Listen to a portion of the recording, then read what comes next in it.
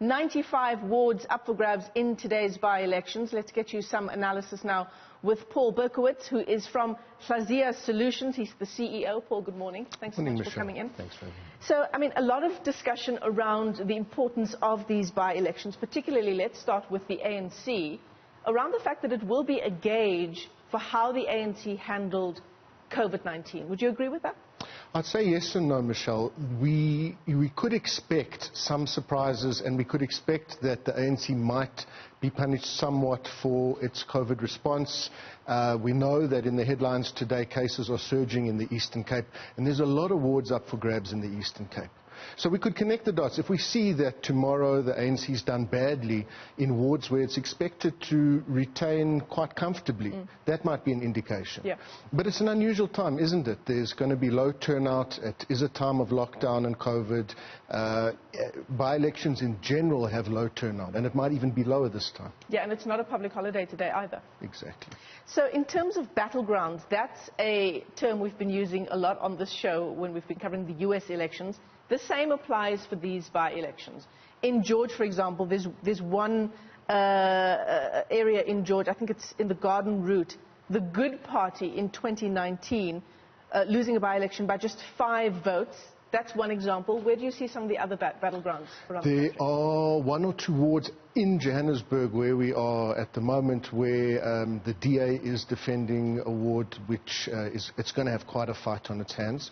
There are, of course, those 2 municipalities in the Northern Cape where the councils were dissolved. Yeah. So all of those seats, PR and ward, are up for contestation. But that's not so close or marginal for the ANC. The party should be expected to do all right there. There's a ward where the IFP is defending its life in council in Tuba in KZN, and that's going to be very interesting. That's a municipality where the ANC and the IFP are running neck and neck, and both parties have needed the help of smaller parties in Tuba like the DA and the EFF, to get a majority in council. And if the IFP loses that ward, it may lose total control of Tuba. Yeah.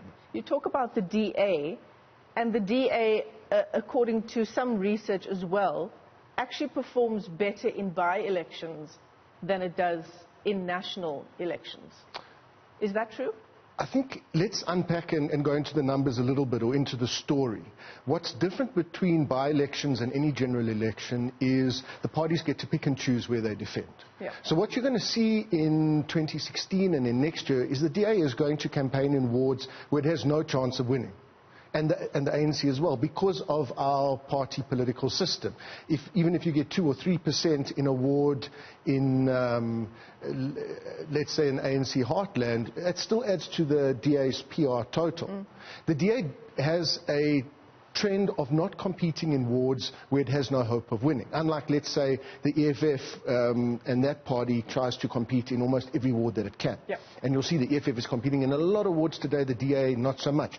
So if you only compete in the wards where you feel you have a chance, in general you will do better. I wonder how much of this will be impacted by the fact that the DA has only just elected a new leader. Very sort of short period of time between that election and Super Wednesday. That's true. And that's one of the things that people will be looking for today, especially in wards where the DA and the Freedom Front Plus are going head to head. Has the DA managed to regain some of the votes that it lost to the Freedom Front Plus in last year's national provincial elections? Yeah. But I think apart from what we said earlier, where the EFF is competing everywhere, a lot of the parties are not making a big show today. Freedom Front Plus is not competing in all the wards it could. The DA is holding back in some of those wards. So we don't have that many head-to-head battles. Why is that? It could be partly a question of resources. It might be that the DA has run a long internal campaign, and that's taken up a lot of its time. Certainly the ANC is probably the party that's best poised to do well today. It's defending safe seats. It's had more time, more resources to campaign. There's some evidence that there's greater registration of new voters in the wards where the ANC has a fight. So the ANC seems to have done its groundwork and got its plan together. The other parties probably a bit less so. Yeah.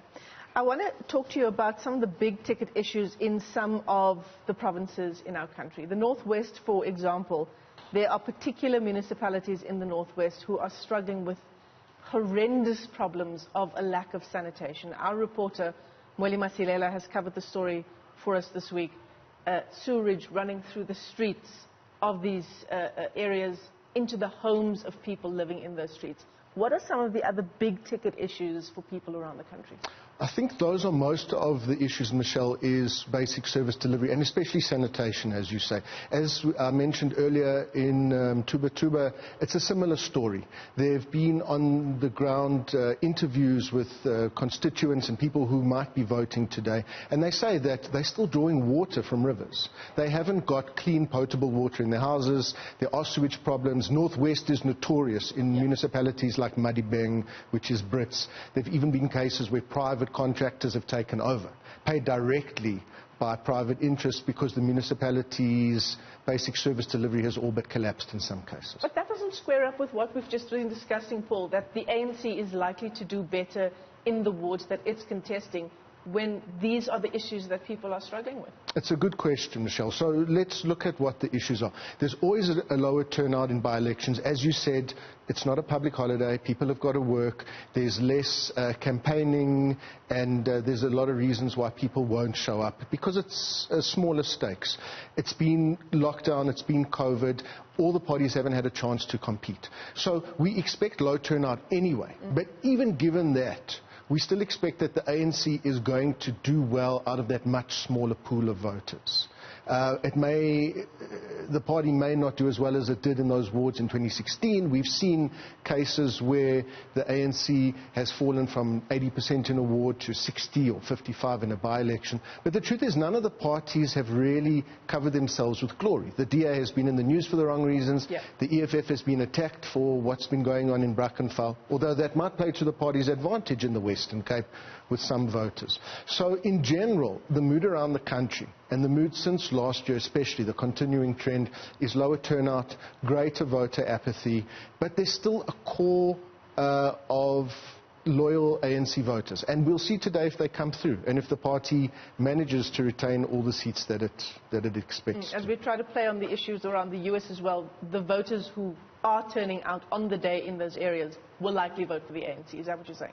In those hotspot areas where, where we know it's an ANC stronghold, let's say.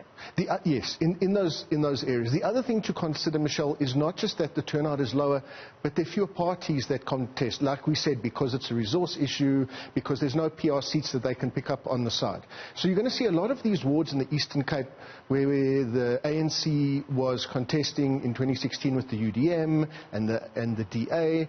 A lot of those are two-horse races. A lot of those are going to be ANC versus EFF.